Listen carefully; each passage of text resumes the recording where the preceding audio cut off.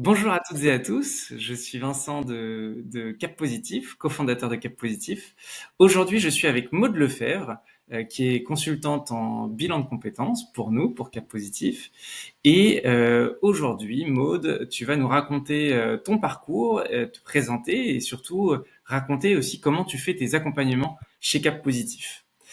Je commence avec une première question pour en savoir plus déjà sur ton parcours en général, mais aussi pour comprendre ce qui t'a amené à vouloir être consultante en bilan de compétences. Super. Bonjour à tous et à toutes. Alors, ce qui m'a amenée à devenir consultante en bilan de compétences, c'est que pour ma part, j'ai vécu plusieurs virages professionnels. J'ai fait du salariat dans différents types de structures avec différentes fonctions de management. J'ai fait de l'entrepreneuriat qui, au final, a abouti à un rôle de chef d'entreprise. Et bref, j'ai eu plein de transitions et je me suis quand même rendu compte que j'avais enchaîné des expériences sans me poser de questions. Et la question du sens, vraiment cette question de ce qui a vraiment du sens pour moi, ce dont j'ai besoin pour être pleinement épanouie et bonne dans mon travail. Ça a vraiment été ça qui est revenu quand j'ai arrêté. Je me suis posée en me disant c'est quoi l'après, c'est quoi le prochain challenge. J'ai fait un travail personnel et le, le fait d'accompagner des gens, ça m'est apparu comme une évidence. Alors, il faut dire que je suis tombée dans la marmite de l'accompagnement, coaching, conseil, formation, etc. quand j'étais petite. Je vous raconterai ça une prochaine fois, mais en tout cas, ça a été pour moi une évidence de mettre mes compétences d'écoute, d'analyse, de compréhension de l'autre au service de vous pour créer des moments de partage, de compréhension et puis surtout d'action pour vous. Génial, merci. Est-ce que tu peux nous en dire plus sur pourquoi tu as choisi particulièrement Cap Positif? Ouais, avec plaisir. Alors déjà pour toi, Vincent. J'en étais sûr. En fait, sincèrement, pour les gens et l'équipe, ça a été la première chose. Pour vous, des personnes simples, ouvertes, tournées vers l'autre. Donc, je me suis vraiment retrouvée dans ces valeurs humaines. Ça, c'est vraiment la première chose. La deuxième, c'est pour le cadre et la qualité du programme. Ça, c'est vraiment quelque chose qui est important chez moi, le professionnalisme, l'exigence. Le bilan, il est super bien fait, il est structuré, il est profond, il y a une très bonne méthode. Donc ça, je me suis retrouvée dans ce travail. Et puis après, le troisième, qui est une évidence, c'est un engagement sociétal, concrètement pour aider à initier des projets à impact, pour faire en sorte que, à toute petite échelle, si je peux contribuer à ce que le monde aille un chouïa mieux, c'est top. On est d'accord. Donc, tu accompagnes pas mal de gens à travers Cap Positif et puis d'autres types d'accompagnement. Est-ce que tu peux nous en dire plus sur ta touche personnelle, ta marque de fabrique, on va dire? Pas de touch. Alors, ma marque de fabrique.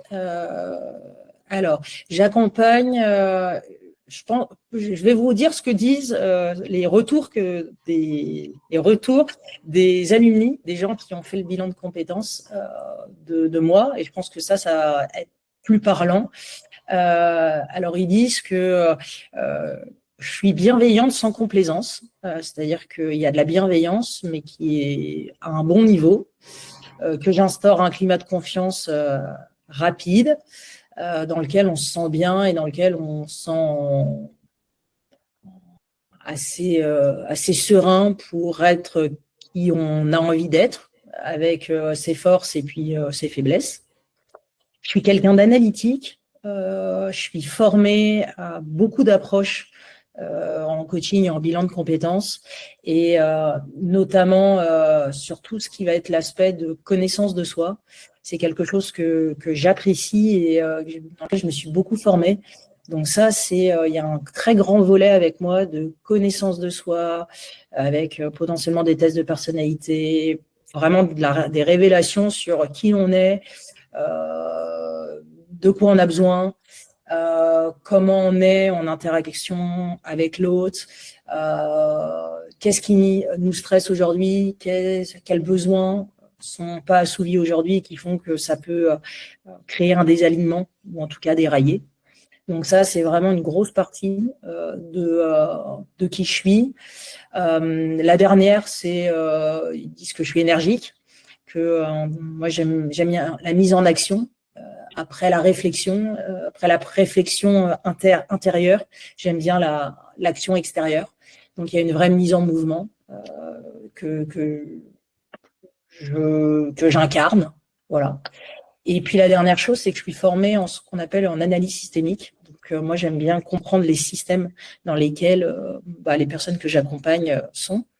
Et ce qui me paraît important, c'est d'avoir des accompagnements puissants, on va le dire comme ça, riches en tout cas, qui font que on arrive à aller casser des patterns, des mécanismes un peu répétitifs qui font qu'on se met dans des schémas qui sont pas les bons. Et donc ça, pour moi, c'est véritablement le point central des accompagnements que je fais, c'est de vraiment aller identifier ce qui fait que ça n'a pas fonctionné cette fois-ci ou les autres fois, pour surtout pas reproduire. Et donc, c'est vraiment ça, ce petit curseur-là qui est vraiment important, ce point de se dire, OK, en fait, j'ai compris ce que je veux demain parce que j'ai bien identifié ce qui ne me correspondait pas et qui n'était pas aligné avec ce que je suis. Voilà. Mais c'est un travail qu'on fait pas mal dans le monde invisible et le monde intérieur, mais qui sert en fait et qui peut être approfondi tout au long de Cap Positif. Ça donne envie en tout cas. Ça me présente bien. Pour finir, quel serait ton meilleur conseil pour se lancer dans sa transition professionnelle? Alors, mon meilleur conseil que je dis assez souvent, parce que c'est un truc, les gens qui se lancent dans des bilans de compétences ont souvent, ils cherchent tout de suite à trouver la réponse, le métier, la voie, le truc. Ils focalisent sur la solution. Moi, mon conseil, ça serait commence par te poser les bonnes questions. Sans autocensure, en enlevant toutes les croyances, les injonctions, voilà, toutes les petites voix intérieures qu'on peut se dire, et ce qui va permettre de s'autoriser concrètement à explorer des chemins, des nouveaux chemins, des chemins qu'on n'avait peut-être pas imaginés ou qu'on s'autorisait pas à imaginer. Et puis c'est surtout explorer sans savoir où ça va mener. Ça, c'est vraiment quelque chose où au début, quand ils arrivent, ils ont souvent une finalité, ils veulent la fin, quoi. Et moi, j'aime bien dire, explore déjà intérieurement, et après, on ira voir l'extérieur. Mais déjà, explore intérieurement, et puis explore là où tu n'as pas encore cherché, quoi. Et j'aime bien dire quand même que la clarté vient du mouvement. Et donc, c'est aussi parce qu'on se met en mouvement que ça commence à devenir plus clair. Donc voilà, ça serait mon conseil. Et puis aussi, le dernier, comme ça, j'en ai un qui est quand même, on n'a jamais 100% de certitude dans la vie. Si on attend d'être sûr à 99,9%, on peut avoir du mal à avancer. Et donc un petit pas, quand on pense qu'on est aligné, ça vaut mieux qu'un grand projet bien figé qui avance pas. Voilà. Parfait. Merci Maude, merci pour ce partage et donc à très vite pour des accompagnements Cap Positif. À bientôt tout le monde.